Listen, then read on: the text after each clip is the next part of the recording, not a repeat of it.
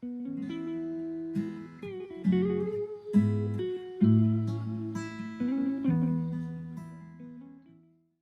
a glória de Deus, e nós já percebemos que o que ele tem feito aqui é nada mais, nada menos do que pregar a palavra de Deus de forma séria, conduzir o rebanho do Senhor, apacentar a igreja que o Senhor deu, que permaneça assim, meu querido. Como ele disse, meu nome é Ricardo Rosa, estou aqui com a minha família, Tati está aqui comigo, falou para eu falar dela, não vou falar muito não, eu não ando fazendo muita propaganda não, eu não sei como é que anda aqui essa região, os gaviões soltos por aí, enfim, mas Tati, minha companheira, o Senhor tem abençoado minha vida, com a vida da Tati, meus filhos Arthur e Ana Júlia, está ali também, nossos tesouros. Estamos plantando a Igreja Batista da Graça, ali em Nova Iguaçu, até semana que vem, até domingo que vem, estamos funcionando lá naquele auditório do hotel, mas na outra semana o Senhor já nos deu um espaço fixo ali no bairro da Luz, próximo ao Shopping da Pedreira, estamos nesse movimento de nos fixarmos em um espaço mais próprio, né? O Senhor nos abençoou muito o tempo que estivemos ali no auditório do Hotel Mont Blanc, a igreja cresceu, se multiplicou. Hoje a nossa grande dificuldade são com as crianças, nós temos para mais de 30 crianças, não tem como acomodá-las, elas têm tido aula numa copa, né, numa cozinha do auditório, não é o lugar apropriado, e aí o Senhor tem nos dado mais crianças ainda, é uma bênção que acontece lá. Ano retrasado, a gente finalizou o ano, a igreja em plantação com 50, 60 membros e 9 grávidas. Havia 9, a proporção é absurdo. Eu já apresentei mais crianças do que preguei sermão lá naquela igreja. E está vindo mais. Hoje tem 2, né? Que nós sabemos. Eu sempre incentivo as irmãs a acabar o culto e passar em um laboratório, fazer um beta-HCG para ver o que está acontecendo, porque lá é uma bênção. Pastor Áquila esteve conosco no Congresso da Família ano passado, e depois que ele passou, foi uma maravilha, foi uma nuvem de glória naquele lugar, e é uma bênção. Família chega lá para a gente, com 2 semanas que estão conosco, anuncia a gravidez, né? Chegou um casal há pouco tempo, já com 3 filhos, assistiu 2 cultos conosco, pastor, estou grávida. Eu falei, eu já sabia, aqui tem um mistério aqui, graças a Deus. O Senhor tem nos abençoado. Quando você quiser nos visitar, vai ser uma bênção. Mas, queridos, abra a tua Bíblia no livro de Êxodo.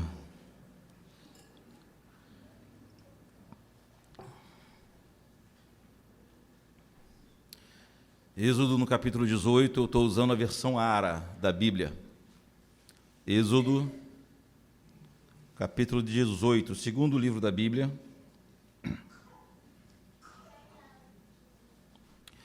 Eu vou ler apenas o primeiro versículo, mas se os irmãos puderem, permaneça com suas Bíblias abertas, nós vamos fazer a exposição do capítulo inteiro de Êxodo 18.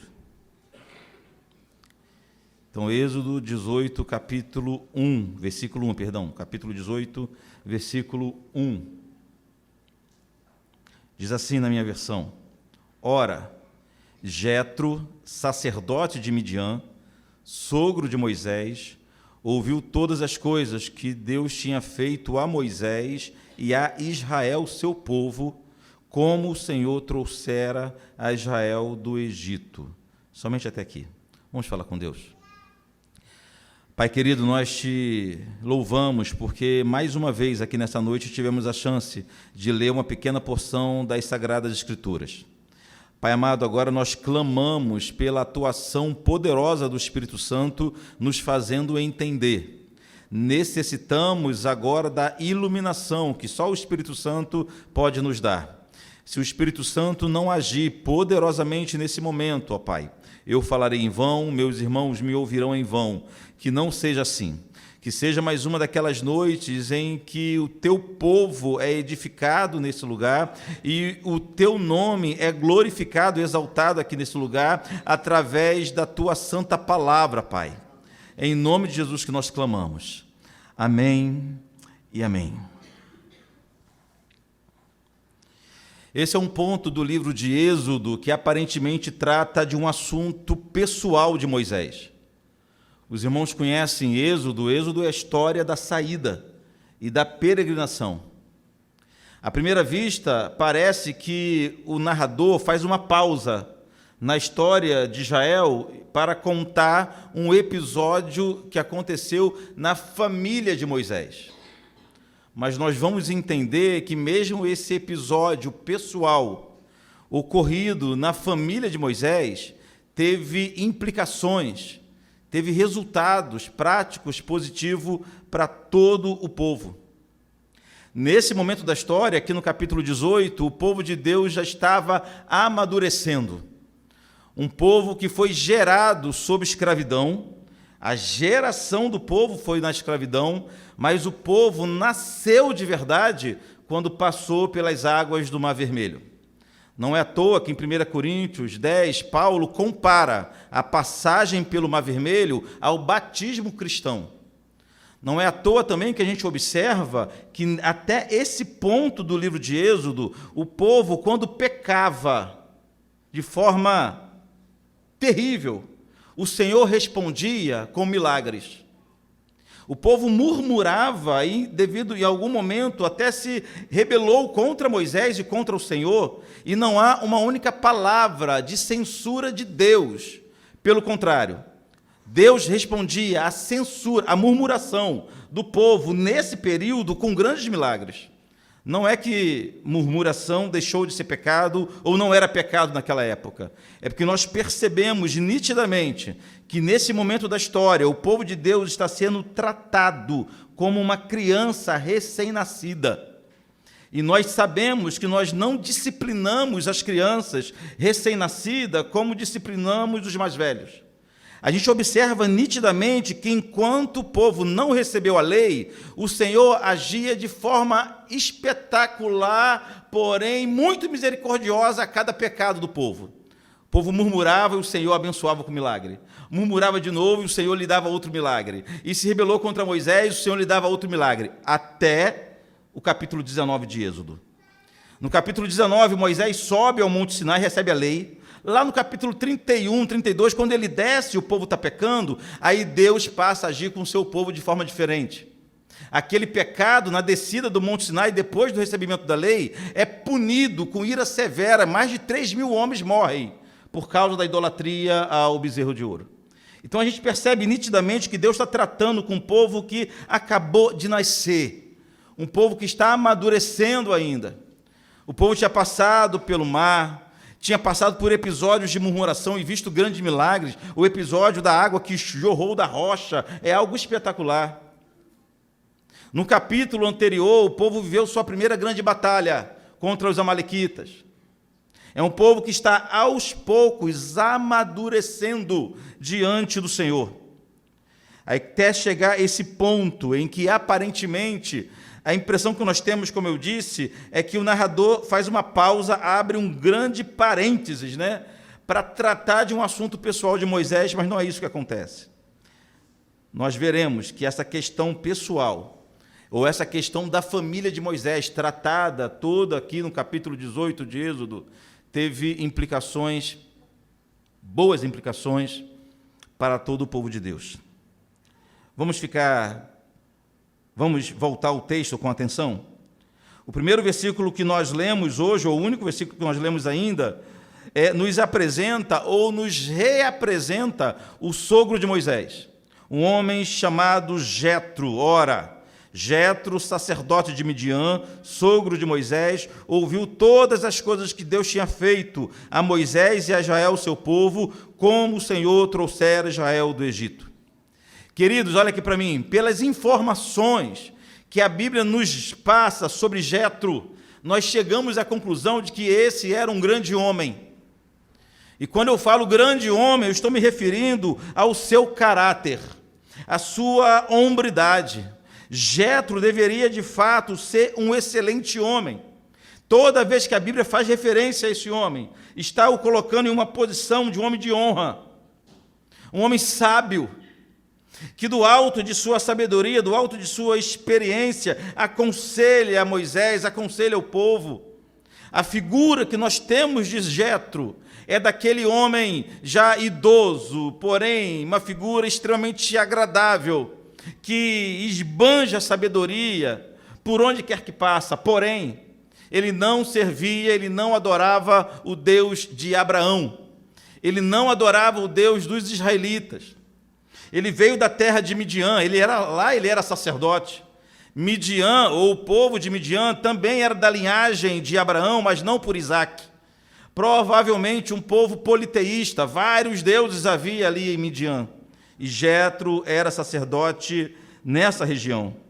Mas o texto diz que ele ouviu, guarde isso, ouviu todas as coisas que Deus tinha feito a Moisés e a Israel, ou seja, de alguma forma, tudo que estava acontecendo com Israel, desde os episódios do Egito, as grandes pragas com que o Senhor visitou o Egito, até a maravilhosa passagem pelo mar, os milagres que estavam acontecendo no deserto, de alguma forma essas notícias se espalhavam, sem a facilidade que nós temos hoje, de rede social, de imprensa, de correios.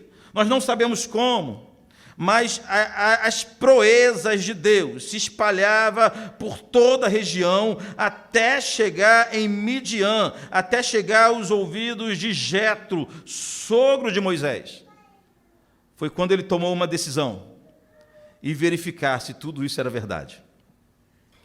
Coisas tão maravilhosas deveriam chegar aos seus ouvidos, que ele resolveu fazer uma longa viagem, procurar o acampamento de Israel no deserto para verificar se era tudo verdadeiro. Afinal de contas, se hoje tem gente que duvida que o mar se abriu de verdade, imagina essa notícia se espalhando na região, chegando ao ouvido de pessoas que não viram isso acontecer de verdade. Jetro resolve procurar Moisés, no versículo 2 ao versículo 4.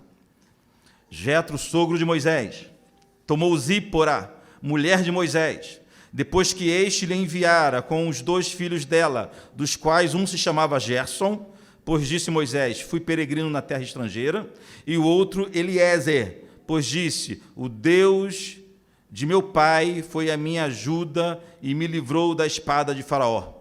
Queridos, a família de Moisés tinha se separado por algum tempo. Lá atrás, aqui mesmo no livro de Êxodo, no capítulo 4, nós não vamos ler, nos conta que quando Moisés, atendendo ao chamado de Deus, estava caminhando para o Egito para cumprir o seu chamado, cumprir a sua vocação, o texto é até meio assustador no capítulo 4, que diz o seguinte, então apareceu Deus a Moisés e quis matá-lo. Somente isso. Sem muita explicação, mas dá a entender que Deus iria castigar Moisés, porque Moisés estava voltando a se relacionar com o povo de Israel, o povo da aliança. Moisés estava voltando para o Egito, para ter contato com o povo da aliança, porém, o seu filho, então, Gerson, não tinha sido circuncidado. Uma exigência de Deus, desde Abraão. O texto diz que Moisés, então, resolveu circuncidar o menino. Zípora não concordou com isso. Zípora vem de uma outra realidade religiosa, de outro contexto, de outra formação. O texto diz que houve uma desavença, houve um problema sério entre o casal, Moisés querendo circuncidar e Zípora não, até que essa mulher, de forma descontrolada, é a ideia que o texto passa, pegou uma pedra afiada e cortou o prepúcio do menino. Com aquele pedaço de carne ensanguentada nas mãos, ela jogou aos pés de Moisés e chamou Moisés de marido sanguinário. Ou seja, foi aberta uma fenda, uma ruptura no relacionamento do casal, porque ali havia 2 pessoas com visões distintas sobre religião, com visões distintas sobre Deus. É, de fato, um texto muito estranho. Mas trata-se disso, de uma crise no casamento, que mais tarde resultou na separação do casal por divergências nas questões religiosas. O resultado foi que Moisés mandou Zípora e seus filhos de volta para a casa de Jetro. Moisés mandou Zípora embora com seus 2 filhos para a terra de Midian. Agora, nesse momento, narrado aqui no capítulo 18, Jetro resolve agir para reunificar a família também. Jetro resolve pegar sua filha, seus 2 netos, e levá-los de volta para Moisés. E a reação de Moisés ao reencontrar a sua família foi muito boa. Ao versículo 7, o que diz? Então saiu Moisés ao encontro do seu sogro, inclinou-se e o beijou, e indagando pelo bem-estar um do outro, entraram na tenda. Que cena maravilhosa. Eu não conheço ninguém que fique tão feliz quando encontra um sogro. Como é que é você quando encontra um sogro? Nem quero falar de sogras, não, quero falar de sogro. Quando você encontra o teu sogro. A alegria de Moisés ao reencontrar o seu sogro revela o seu grande caráter. Ali eram dois grandes homens se encontrando, dois grandes líderes se encontrando e um dando honra ao outro. Por todo o texto, irmãos, o que fica visível é o respeito, a admiração que Moisés tinha por seu sogro. Na verdade, o respeito que todos nós devemos ter pelos mais velhos, era o que Moisés estava exercendo naquele momento. Eu sei que respeitar os mais velhos é algo fora de moda, algo em desuso em nossos tempos. Hoje é mais comum as crianças, adolescentes, jovens, chamar os mais velhos pelo nome próprio, chamar de você, por exemplo. Hoje é mais comum, e conhecemos igrejas em que fazem todo tipo de concessão aos jovens, para mantê-los na igreja. Cria-se, então, uma geração de jovens mimadas, que não sabem respeitar, sobretudo, os mais velhos. Queridos, que tristeza, que tristeza. Há anos atrás eu aconselhava um grupo de jovens. Eu ficava observando os jovens cantando na igreja, enquanto a igreja cantava, os mais velhos simplesmente não conseguiam cantar. Eram aquelas músicas que eu, que não sou tão velho assim, já não consigo cantar. Aí estou vendo os jovens cantando e aquela alegria, e os mais velhos tentando acompanhar, fazendo um esforço até para alegrar os mais novos, né? A ideia é que a igreja faça tudo para alegrar os jovens. Mais uma vez, citando o pastor Áquila Cabral, ele chama isso de a ditadura da juventude. Onde são homens, meninos e meninas mimados, e não amadurecem por causa disso.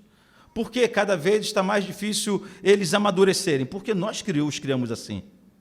A gente olha para homens de 30 anos da seleção brasileira e chamamos de meninos. É o menino Neymar. Qual a idade do Neymar? Quem sabe? Eu não sei. 30 e... Quem sabe? Vocês sabem, sim. Vocês não querem falar porque o pastor está aqui. Quanto? 32 anos. É o menino Ney. 32 anos. O meu pai, com 22 anos, estava com 6 filhos. Não faça isso, não. É outro extremo, né? 32 anos é chamado de menino. É uma seleção de meninos. Vai ver os meninos, 29, 30, 31 anos. Nós mesmos incentivamos isso quando damos todas as concessões e desenvolvemos uma geração que não tem respeito nenhum pelos mais velhos, pelo contrário, desdenha dos mais velhos. Moisés não era assim. E Moisés poderia ser. Moisés não tinha obrigação nenhuma em dar honra ao seu sogro Jetro. Moisés era o líder daquela grande nação, através dele que o Senhor estava fazendo proeza, mas o que nós encontramos no texto é Moisés honrando Jetro, Moisés conferindo a Jetro toda a honra que ele poderia dar. Seguindo no texto, Moisés confirma a Jetro que tudo que ele ouvira sobre os grandes feitos do Senhor, de fato era verdade. Pula para o versículo 8. Quando Moisés... contou Moisés a seu sogro tudo que o Senhor havia feito a Faraó e aos egípcios por amor de Israel e todo o trabalho que passaram no Egito e como o Senhor os livrara. Queridos, imaginem essa cena, uma reunião em que Moisés pede a palavra e começa a narrar com detalhes os grandes feitos de Deus, as grandes maravilhas do Senhor. Moisés não apenas contou para Jetro o que Deus fez, mas ele também contou por que Deus fez o que fez. Moisés identificou a razão que moveu o Senhor a agir em favor do seu povo. Segundo o texto que acabamos de ler, o Senhor fez o que fez por amor a Israel. Moisés identifica que o Senhor foi movido por amor divino. Não foi sua ira que o moveu, e poderia ser, parecia que era ira, não era verdade? Pedras de fogo caindo do céu lá no Egito, pragas, todos os tipos de pragas. Aparentemente era a ira de Deus que estava em ação, mas Moisés identifica que não era o amor de Deus por seu povo. O resultado, queridos, daquela reunião maravilhosa, em que as grandes obras de Deus foram pregadas, ensinadas e destacadas, o resultado não poderia ser outro. Foi a conversão a Deus do sacerdote de Midian. O versículo 9 diz assim: alegrou-se Jetro de todo o bem que o Senhor fizera a Israel, livrando da mão dos egípcios. E disse, versículo 10, bendito seja o Senhor que vos livrou das mãos dos egípcios. Até aqui, nada demais. Qualquer pessoa pode identificar que o Senhor fez grandes coisas e dar ou ser parte de um grande testemunho. Mas olha o que diz o versículo 11. Agora sei. Esse agora é espetacular. Esse agora sei para mim é espetacular. Estamos falando de um homem possivelmente mais velho que Moisés. Moisés, nesse episódio, já tinha pelo menos 80 anos. Estamos falando de um homem experiente, líder lá na sua nação. O sacerdote, não, o ofício sacerdotal ainda não tinha sido instituído, era algo meio que orgânico, era mais ou menos o líder da nação, era tido como sacerdote, representante diante de Deus ou dos deuses. Mas Jetro era um homem no alto de sua experiência, viveu já muita coisa, sabia muita coisa, muito sábio era Jetro, mas havia algo que ele não sabia, e agora ele passou a saber. Agora eu sei. Vejam como isso não é um sinal de uma verdadeira conversão. Agora sei que o Senhor é maior que todos os deuses, porque livrou o povo de debaixo da mão dos egípcios, quando agiram arrogantemente contra o povo. Que declaração! O nome Senhor aqui no original é Iavé. Quase sempre, quando aparece Senhor no Antigo Testamento, principalmente em letras maiúsculas, em caixa alta, é Iavé. É o nome pessoal, é o nome próprio, é o santo nome de Deus. Jetro estava reconhecendo que Iavé não é como os outros deuses, que Iavé não é como os deuses do Egito, que Iavé não era como os deuses de Midian. Jetro reconheceu que Iavé é o Deus dos deuses, é o Senhor dos senhores, é o único Deus verdadeiro. Ninguém chega a essa conclusão se não tiver sido objeto de uma ação poderosa do Espírito Santo. Ninguém reconhece que só o Senhor é Deus sem a iluminação do Espírito Santo. Ninguém chega à conclusão de que o Senhor é o único Deus verdadeiro sem nascer de novo. É necessário nascer de novo para reconhecer Deus como Deus. É necessário uma ação poderosa do Espírito para reconhecer que só há um Deus verdadeiro. É necessário uma iluminação do Espírito Santo para compreender que o nosso Deus é o único Deus e é além, acima, mais poderoso, supremo, em vista dos outros deuses. Foi uma grande transformação na vida desse homem. Depois de ter reconhecido quem é o Senhor, a única reação dele, como é a única reação de qualquer pecador ao reconhecer quem é Deus, é adorar o Senhor, confessando os pecados. Foi o que Jetro fez no versículo 12. Então Jetro, sogro de Moisés, tomou o holocausto e sacrifícios para Deus. E veio Arão e todos os anciãos de Israel para comerem pão com o sogro de Moisés diante de Deus. Que maravilha! Há alguns detalhes no texto que a gente passa batido. A adoração na antiga aliança, basicamente, era erguer um holocausto e oferecer um sacrifício.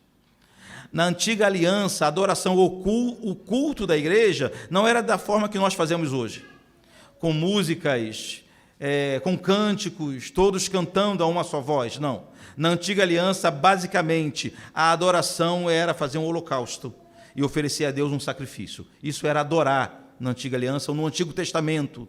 era oferecer um sacrifício ao Senhor pelos pecados. Isso era adoração.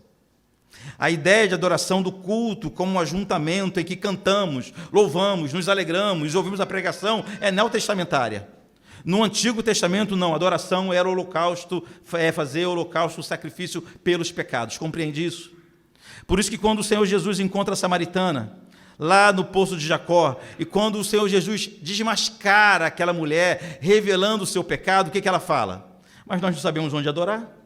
Vocês dizem que tem que adorar no templo, nós adoramos no monte. A gente lê aquele texto da samaritana, a impressão que tem é que ela muda de assunto. Quando o Senhor Jesus revela quem ela é, que ela estava no seu 5º casamento, aparentemente ela muda de assunto, porque na nossa cabeça a adoração é o que nós fazemos hoje, mas não era isso que acontecia. A adoração era basicamente oferta pelo pecado. Então, o que ela respondeu ao Senhor, ao ser descortinado os seus pecados, revelado os seus pecados, em outras palavras foi: mas Senhor, eu não sei aonde oferecer a oferta pelo meu pecado. Vocês dizem que tem que ser no templo, nós oferecemos no monte. Aí o Senhor Jesus responde: virá o tempo em que o Senhor procurará os verdadeiros adoradores, ou seja, não é aqueles que cantam demais, que tocam demais, mas aqueles que se arrependem dos seus pecados e confessam os seus pecados diante de Deus. Foi isso que Jetro fez ao se converter.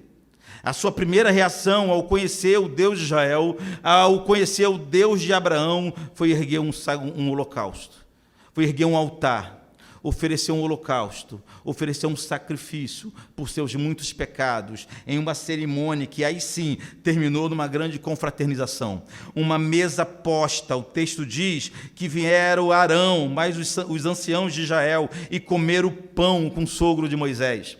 Uma mesa foi posta naquele lugar, uma celebração foi feita ali naquele lugar, a alegria, porque um grande homem da sociedade de Midian descobriu que só o Senhor é Deus. Assim termina essa primeira parte do capítulo 18, mas tem a segunda parte.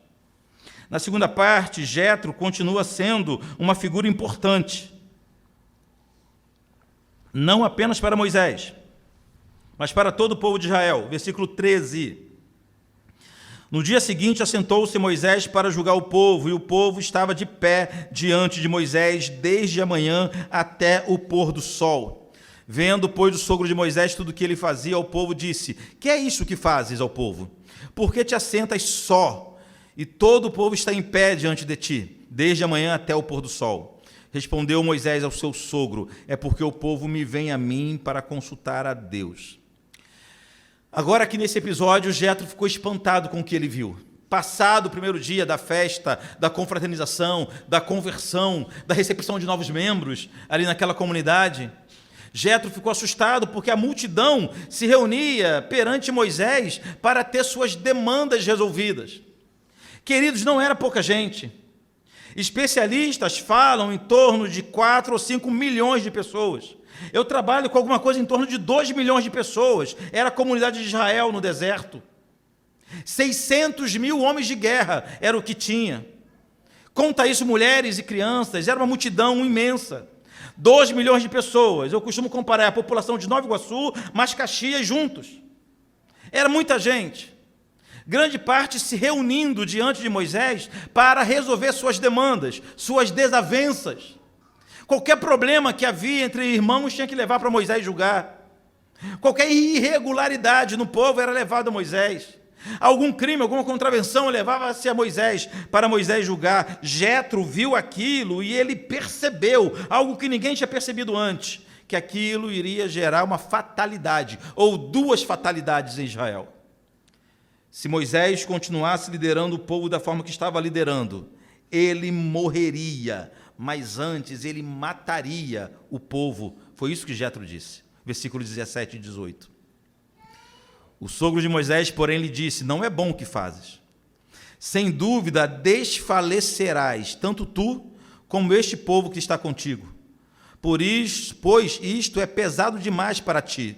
Tu só não o podes fazer.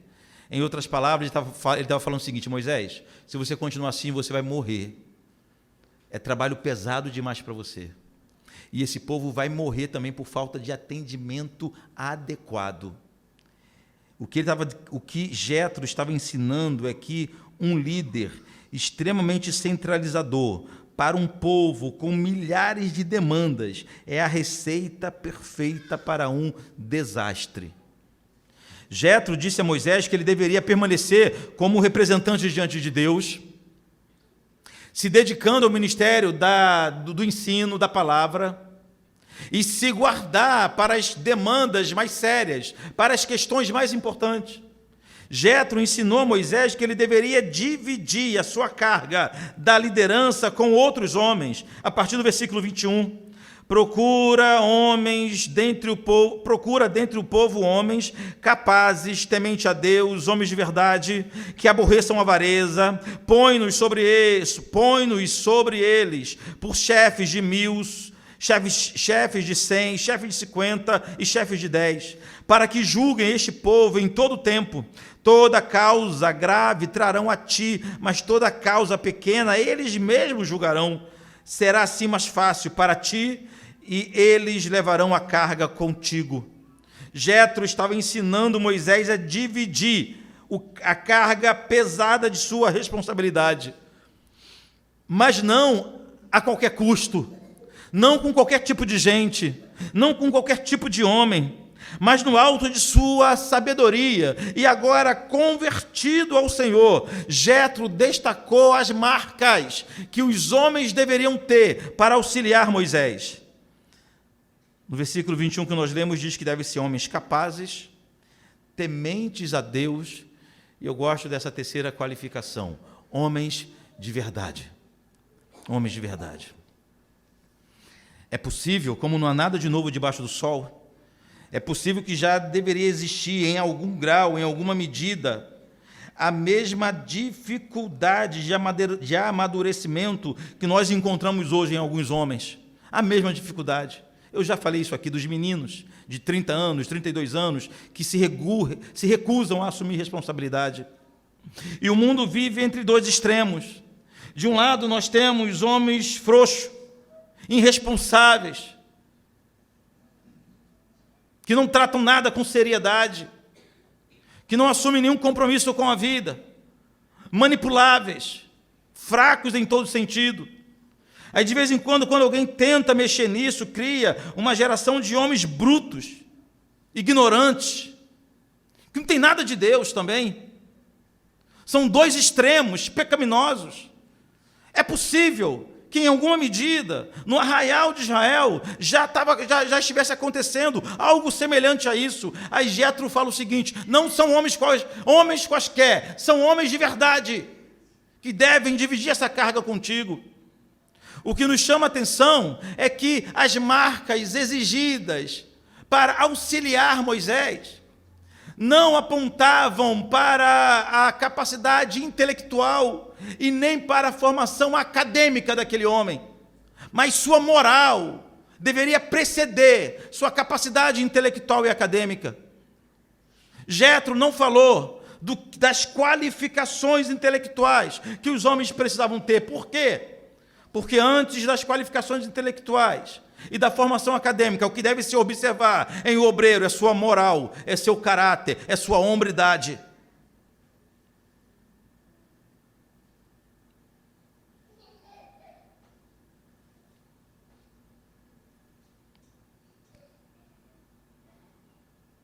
Homens capazes, tementes a Deus, homens de verdade. Moisés demonstrou mais uma vez total submissão aos conselhos de Jetro e fez exatamente o que o seu sogro orientou. Versículo 24. Moisés atendeu às palavras do seu sogro e fez tudo quanto lhe dissera. Uma benção. Esse episódio termina com a despedida de Jetro. No versículo 27 diz assim: então se despediu Moisés de seu sogro, e este se foi para a sua terra. A ideia aqui, queridos, é de um homem que percebeu que já tinha cumprido a sua missão. Um homem que voltou para... Se ele quisesse ficar em Israel, ele poderia ficar. Tinha a carta branca. Ia ter até um posto elevado, seria uma espécie de conselheiro pessoal do líder Moisés. Mas não. A sua missão em Israel finalizou. Ele volta para Midian. O texto não conta o que aconteceu com Jetro depois que ele voltou para Midian. Não conta. Qualquer coisa que falarmos aqui será especulação, mas o que nós sabemos é que todo convertido de verdade transforma-se automaticamente em um missionário e um evangelista. Isso nós sabemos. Nós sabemos que aqueles que de fato conhecem Deus não conseguem guardar só para si. Então podemos ter uma noção do que aconteceu quando esse homem cheio de integridade, cheio de respeito, respeitado por todos, chegou em sua terra, agora convertido ao Deus de Israel. Uma maravilha deve ter acontecido em Midian, nós que não sabemos. Assim termina o capítulo 18. Mas agora eu quero fazer um outro exercício com os irmãos. Eu quero tirar algumas lições, porém, do começo, do final para o começo do capítulo. Vamos andar agora de trás para frente, no bom sentido. Temos algumas lições para tirarmos aqui do capítulo 18, mas vamos começar de trás para frente. O que nós vimos no final do texto de hoje foi que o povo foi ricamente abençoado com um novo modelo de liderança. O povo passou a ser melhor servido, a liderança passou a trabalhar melhor, cada cidadão passou a ter suas demandas julgadas mais rapidamente, diminuíram as injustiças, diminuíram as desavenças, mais paz entre o povo, mais justiça, mais comunhão, mais desenvolvimento, tudo isso porque foi instaurado em Israel um novo modelo de liderança, obedecendo o conselho de Jetro. Um modelo de liderança instalado aqui em Israel no deserto foi se desenvolvendo ao longo dos séculos até chegar na igreja do Novo Testamento e esse modelo de liderança ser chamado de presbitério. Na igreja do Novo Testamento não há uma única igreja que tenha um dono, que tenha um chefe, que tenha um senhor maior mandando nelas. Toda a igreja do Novo Testamento é liderada por um grupo de homens que a Bíblia chama de presbíteros. Eu não sei se eu vou voltar aqui depois, porque Batista tem uma raiva do nome presbítero, não sei porquê, mas está na Bíblia. A Bíblia conta que Paulo chegava numa cidade, pregava o evangelho, plantava uma igreja, instituía presbíteros e ia para outra cidade. Eram homens vocacionados por Deus, pastores de verdade, que juntos conduziam o rebanho. Mas essa visão de um colegiado ou de uma pluralidade de presbíteros que foi exercida, amplamente incentivada no Novo Testamento, não nasceu no coração de Paulo, ou de Pedro, ou de Tiago. Nasceu em Êxodo capítulo 18. O povo foi abençoado, e nós somos abençoados até hoje, com essa percepção de que nós não seguimos um Messias humano, não é verdade? Pastores, nós somos servos de Deus, servos da igreja. Não temos mais poder do que os irmãos. Nossa oração não é mais eficaz, os irmãos não dependem de nós, né, Léo? Para chegar a Deus, estamos para servi-los no que estiver ao nosso alcance pela graça de Deus. Graças a Deus nós pensamos assim. Há lugares que não é assim, nós sabemos. Há lugares que o pastor é um vice-deus, é uma sumidade, é um ser de luz, é um anjo que caiu do céu, alguma coisa parecida. Mas Jael, no final do capítulo 18, foi abençoado com um novo modelo de liderança. Mas voltando um pouquinho mais no capítulo, a gente conclui que antes do povo ter sido abençoado com um novo modelo de liderança, a família de Moisés foi restaurada. A reforma em Israel começou com uma família sendo reformada. Mudanças significativas em Israel começou porque um sogro teve a brilhante ideia de reunificar um lar, de juntar novamente aqueles que estavam separados, de restaurar uma família ao padrão determinado por Deus. Moisés e Zíporas estavam separados. Moisés vivia longe de sua esposa. Moisés vivia longe de seus filhos. E olhe, irmãos, que os filhos de Moisés serviam como memoriais, me entende? Memoriais da obra de Deus e da história de misericórdia de Deus para com Moisés. Os filhos de Moisés tinham nomes significativos. O nome de um era Gerson, que esse nome aponta ou faz alusão para o fato de Moisés ter sido peregrino na terra estranha. E o outro menino se chamava Eliezer, que o significado desse nome aponta para o fato de Deus ter agido como um pai e livrado Moisés de Faraó e do Egito. Nomes escolhidos de propósito. Então, quando Moisés olhava para os seus filhos, eu sei que todo filho é marca da bondade de Deus. Eu olho para os meus filhos e eu vejo marca da bondade, da misericórdia de Deus em minha vida, como os irmãos também devem fazer a mesma coisa. Mas aqui eu estou falando de um memorial em que o nome dos meninos remete a uma grande realidade, a uma grande verdade. Quando Moisés falava com Gerson, ouvia pronunciar o nome de Gerson, Moisés lembrava que ele tinha sido peregrino em terra estranha. Mas quando Moisés falava ou chamava ou ouvia o menino chamado Eliezer, ele lembrava de todas as maravilhosas obras de Deus ao seu favor. Porém, Moisés estava longe desses meninos que poderiam servir como lembranças, como um memorial da grande obra de Deus, do que Deus fez, de quem Moisés era e o que Deus fez com ele. Moisés estava afastado desses meninos, até que eles foram reunificados. A restauração do povo de Deus, ou a bênção do povo de Deus, passou primeiro pela bênção de uma família. A reforma do povo passou primeiro pela reforma das casas, da família, do núcleo familiar. Tal como a família de Moisés, todas as famílias da terra carecem de restauração, todas. Todas as famílias da terra foram tocadas, foram maculadas pelo pecado, pela praga do pecado. Um dos primeiros resultados visíveis do pecado em nossa história foi a ruptura familiar. O texto de Gênesis diz que quando Adão viu sua mulher pela primeira vez, ele compôs uma música. Essa sim agora é osso dos meus ossos e carne da minha carne. Especialistas dizem que isso é uma canção. Adão foi o primeiro compositor da história, compôs a primeira música da história, de tão maravilhado que ele ficou ao ver Eva. Mas ele não pensou duas vezes em culpar sua esposa pelo seu desastre no pecado. Quando ele foi inquirido por Deus, ele não piscou, ele não pensou. A primeira pessoa que está do seu lado, aquela pessoa que até então ele amava de forma sublime, de forma perfeita, esse amor foi desfeito pela praga do pecado. Desde então, o pecado tocou em todos os níveis de relacionamentos. Desde então, todas as famílias carecem de serem restauradas diante de Deus, porque o pecado destruiu a harmonia familiar.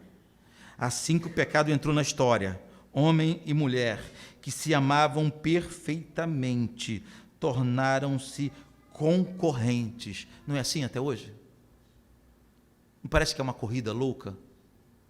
O que chamam de guerra dos sexos, não é verdade? Tornaram-se concorrentes. Aqueles que viviam em perfeita harmonia, em perfeito amor. Por isso, todas as famílias necessitam de restauração.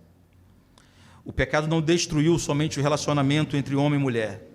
A queda afetou toda a estrutura familiar, gerando inimizade também entre pais e filhos e entre irmãos. Tudo isso é consequência do pecado em nossa história. O pecado é uma praga, é um veneno, é um vírus mortal que adoece os relacionamentos com o objetivo de matar as famílias. Veja bem se é verdade isso. O pecado transformou homens que deveriam ser exemplos de companheirismo, fidelidade e amor sacrificial em homens irresponsáveis, frios e, em muitos casos, até violentos. Não era para ser assim. Escrevendo aos Efésios, Paulo diz que nós, os homens, devemos amar nossas mulheres como? Como Cristo amou a igreja. Eu sempre lembro isso aos nossos irmãos. Não é como os personagens da televisão, como os personagens de novela, não, mas é como Cristo amou a igreja, é a forma como nós devemos amar nossas mulheres. Não é como Romeu amou Julieta. O amor de Romeu e Julieta não é padrão para a gente, não é parâmetro.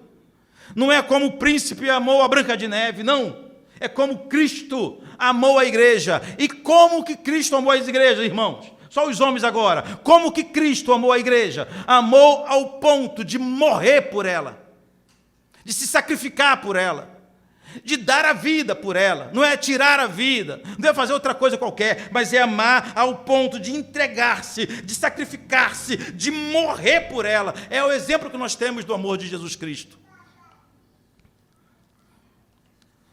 Mas não é isso que nós vemos. Mas também as mulheres que foram vocacionadas por Deus para a nobre missão de edificar um lar, de apacentar umas às outras, de encher de graça e formosura tudo que tocar, de usar de sua natural sensibilidade, mas também de sua força para ajuda mútua. O pecado transformou muitas delas em pessoas eternamente insatisfeitas, que correm atrás de satisfação onde jamais conseguirão. Acha que serão satisfeitas se conseguir um objetivo, e quando consegue aquele objetivo percebe que não está satisfeita, acha que a satisfação virá com um concurso público, ou com um relacionamento, ou com uma outra coisa qualquer, sem ser Deus.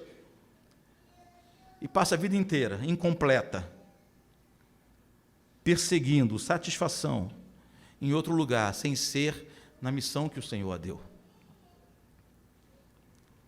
Mas também os filhos, que deveriam passar a vida inteira honrando seus pais. Honrar pai e mãe é uma missão que o filho tem para sempre. Devemos honrar nossos pais não enquanto estamos na casa deles. Eu estou com 47 anos, eu não pareço, eu sei, mas eu estou com 47 anos de idade. Está rindo, Tiago? 47 anos de idade, casado, pai de 2 filhos. Não passa pela minha cabeça a possibilidade de fazer alguma coisa que desonre o meu pai, que o faça morrer de vergonha, que o faça olhar para mim e se desencantar comigo em algum momento. E mesmo o dia que ele partir, honrarei a sua memória. Viver de forma a honrar os pais é algo que nós não aprendemos mais. Desde cedo aprendemos a desdenhar dos mais velhos, a tampar o ouvido para o que os mais velhos dizem. Tudo que pai, tudo que mãe fala é fora de moda, é porque não entende os novos tempos, é porque hoje não é o seu tempo. Rapaz, ouça teu pai, ouça tua mãe. Honrar pai e mãe, guardar a aliança que tem com pai e mãe. Eu sei que há muitos casos em que os filhos estão apenas reagindo a uma criação também difícil que teve, às vezes até violenta que teve, e isso também é fruto do pecado, é consequência do pecado. Você vê como o pecado só trouxe desgraça para o seio da família. Famílias desestruturadas, infidelidade conjugal, agressão verbal e física, desobediência aos pais, tudo isso e muito mais não são frutos da falha na educação, nem da falha de políticas públicas. Tudo isso é fruto do pecado. Por isso, todas essas famílias necessitam de restauração.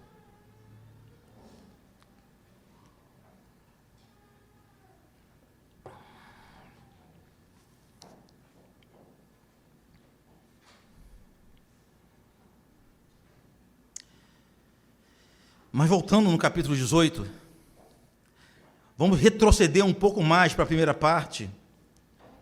Vemos que a família de Moisés só foi restaurada porque o seu sogro, presta atenção agora em mim, a família de Moisés só foi restaurada porque o seu sogro ouviu falar das grandes obras de Deus. Foi isso que nós lemos no primeiro versículo de hoje. Eu vou ler de novo o versículo 1.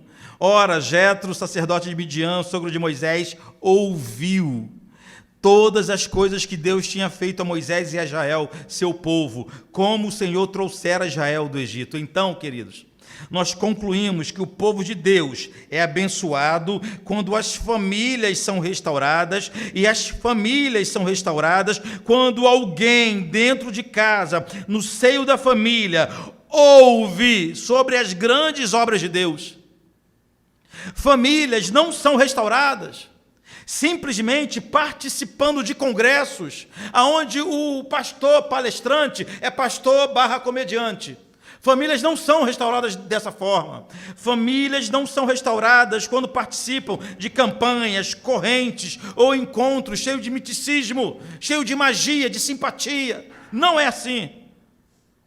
Famílias são restauradas quando reconhecem quem é Deus, o que Deus faz e o que Deus fez.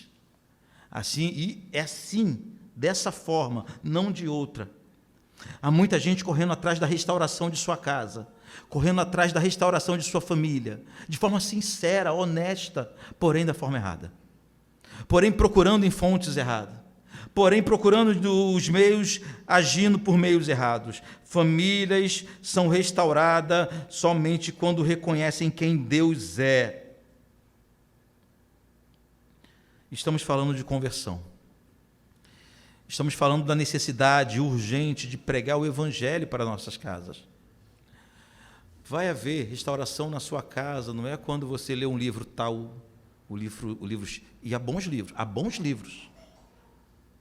Lá nós fazemos clube de livros com as irmãs, com os irmãos aqui, também fazem boas leituras.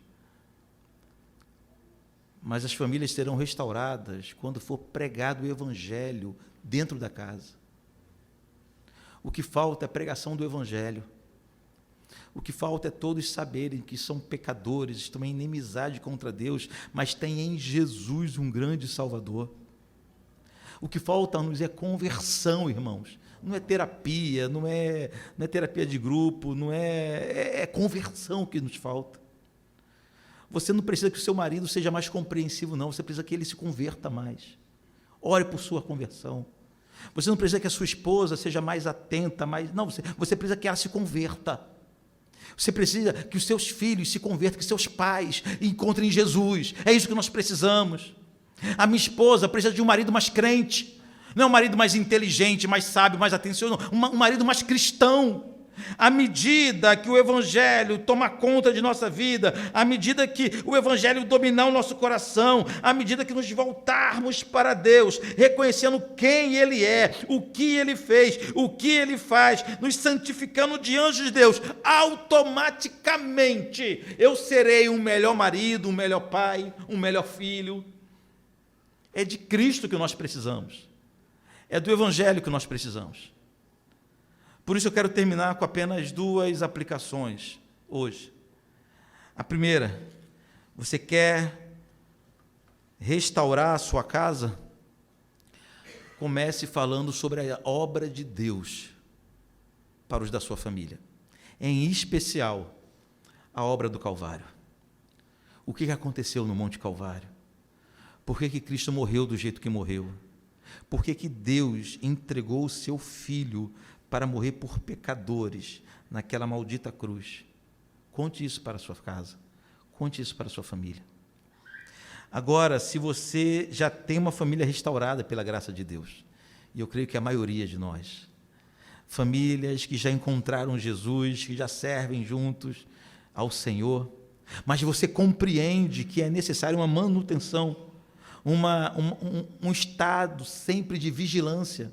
Você reconhece que sua família ainda assim corre sério risco. O conselho é o mesmo: pregue o Evangelho lá na sua casa. Abra a sua Bíblia, traga um livro, traga um discipulado. Você não sabe fazer isso? Peça ajuda ao pastor, aos líderes da igreja. Mas pregue o Evangelho lá na sua casa. Pregue o Evangelho aos seus filhos, pregue o Evangelho ao seu pai, sua mãe.